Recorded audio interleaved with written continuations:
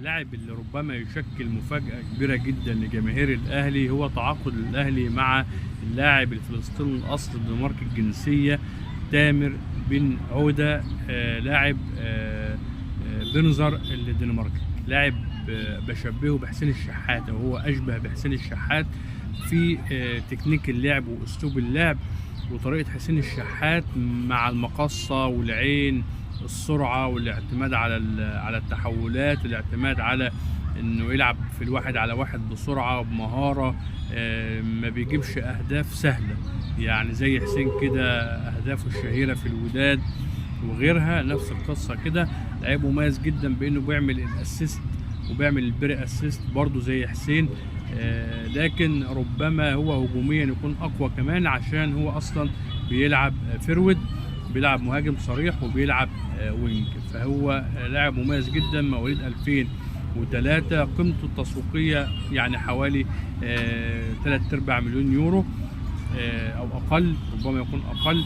اعتقد الاهلي يستفيد منه على جميع الاوجه، لانه طبعا هيعامل معامله المصري، مش محترف او اجنبي يعني، وكمان سعره مش هيبقى غالي، وسنه صغير 22 سنه، مواليد 2003. بقول لك لاعب يشبه حسين الشحات بشكل كبير جدا، سرعات، رغم انه جسمه مش بنيه قويه، الا انه لاعب قوي جدا في الالتحامات، قادر في الواحد على واحد انه يعدي، مميز في الاسيست والبري اسيست، غير يعني تهديف. اعتقد كمان انه يعني هيكون سهل التعاقد معاه، خاصة انه بقول انه فلسطيني الجنسية او فلسطيني الاصل، وبالتالي يعامل داخل مصر معاملة اللاعب المصري زي وسام، وبالتالي هيكون عندك لعيب صغير السن محتاج انك تلعب على تطويره بشكل قوي. يعني لما يكون عندك لاعب زي حسين الشحات في الاهلي في سن صغير قابل للتطوير، قادر ان انت تاخد منه يعني شغل هجومي مميز جدا. اعتقد ده يعني هيكون حل مميز من الكابتن الخطيب والناس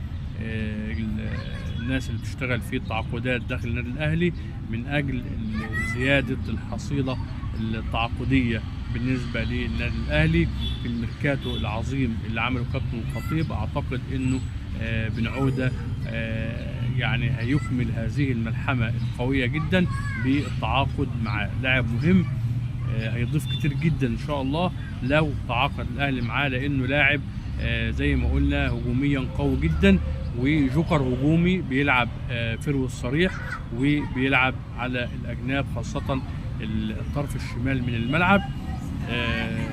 يعني لاعب مميز جدا. اتمنى ان الميركاتو يختتم بتامر بن عودة الفلسطيني الاصل الدنماركي الجنسية. كل التوفيق لرجال الاهلي ان شاء الله في اتمام التعاقد مع هذا اللاعب المميز جدا جدا.